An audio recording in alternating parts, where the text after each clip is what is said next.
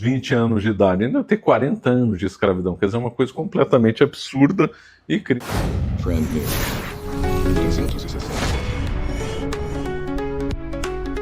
O professor de História Marcelo Andrade, em vídeo publicado em seu canal, analisou as declarações de Renato Amoedo, conhecido como Trezoitão, feitas durante sua participação no podcast Três Irmãos.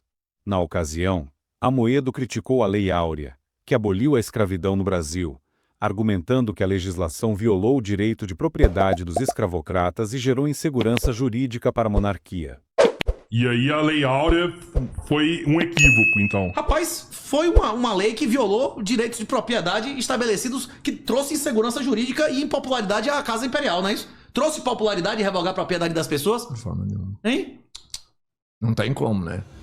Mas não é porque eu concorde com algumas coisas dele que eu vou concordar com tudo, né? Realmente, várias partes do pensamento dele ou das coisas que ele diz eu não concordo, claro. Eu acho que ele erra em muitas coisas, e uma das coisas que ele errou é sobre a questão da Lei Áurea, né? Então ele teria dito que a Lei Áurea foi um erro, que violou o direito de proprietário dos senhores, né? Dos donos de escravo, etc. Acho que falou da Bíblia também, que a Bíblia fala de escravidão e tal. Então, sobre esse ponto é que eu gostaria, então, de comentar, né? Marcelo Andrade apontou erros nas afirmações de Amoedo, especialmente no que diz respeito à suposta violação do direito de propriedade. Ele destacou que a escravidão, por si só, já era uma violação dos direitos de propriedade e liberdade dos escravizados, citando argumentos históricos como os de Joaquim Nabuco, importante abolicionista brasileiro. Mas eu queria pegar aí um argumento dele e combatê-lo com o Joaquim Nabuco, né? O Joaquim Nabuco fez uma argumentação muito inteligente sobre isso. Então, qual que seria o argumento que eu quero combater do Trezoitão? Então, o Trezoitão disse que a escravidão, abolir a escravidão violaria o direito de propriedade. O direito de propriedade de quem? Dos senhores, né? Donos de escravo. Então, ele disse que foi um erro, supostamente, ter abolido a Lei Áurea porque violou um direito de propriedade. Aí, então vou dar um argumento do Joaquim, há outros argumentos, mas vou dar um do Joaquim Nabuco, que a escravidão, ela viola o direito à propriedade, ela não mantém o direito à propriedade. Por quê? Porque ela está violando o direito de propriedade dos escravos, né? Claro. Um escravo, então, ele não tem direitos à propriedade, ou pelo menos é muito restrito. Então, a existência da escravidão viola o direito à propriedade, e não a extinção dela que vai violar o direito à propriedade, né? Essa foi uma argumentação que o Joaquim Nabuco usou lá no tempo dele, século XIX, muito bem feita, muito perspicaz, né? Porque se argumentava isso na época, que abolir a escravidão e tal era violar o direito de propriedade dos senhores. Ora, manter a escravidão viola o direito de propriedade, pior ainda, porque está tirando o direito dos escravos de ter os seus bens e a sua própria liberdade, né? Marcelo também rebateu a visão de Amoedo de que a escravidão estava em processo de extinção natural devido a leis como a do ventre livre, de 1871, e a do sexagenário, de 1885. Ele lembrou que, mesmo com essas leis, muitos escravizados continuariam em cativeiro até o fim de suas vidas caso a abolição completa não fosse implementada.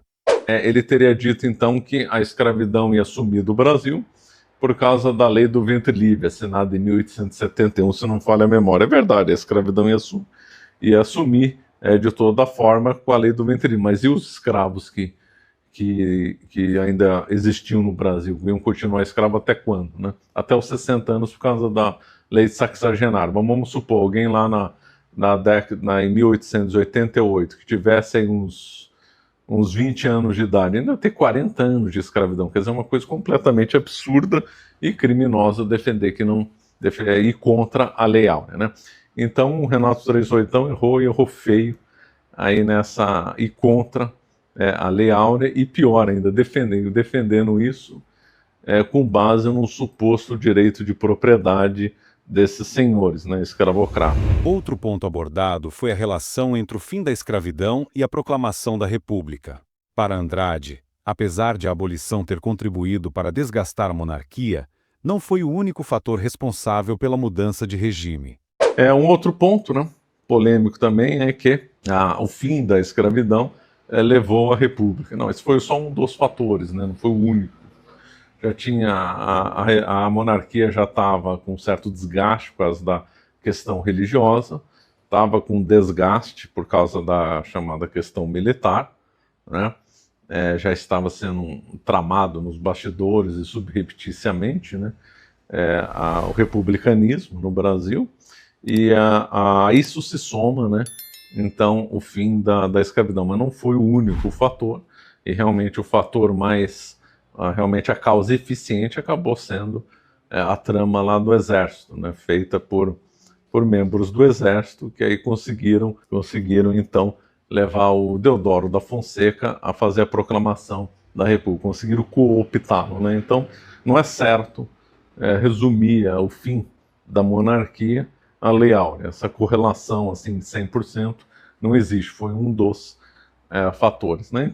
As falas de Renato Amoedo geraram grande repercussão, dividindo opiniões nas redes sociais e reacendendo debates sobre o impacto e a importância da Lei Áurea.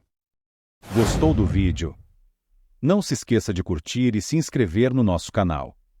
Dessa maneira, você se mantém atualizado sobre os temas mais comentados da internet.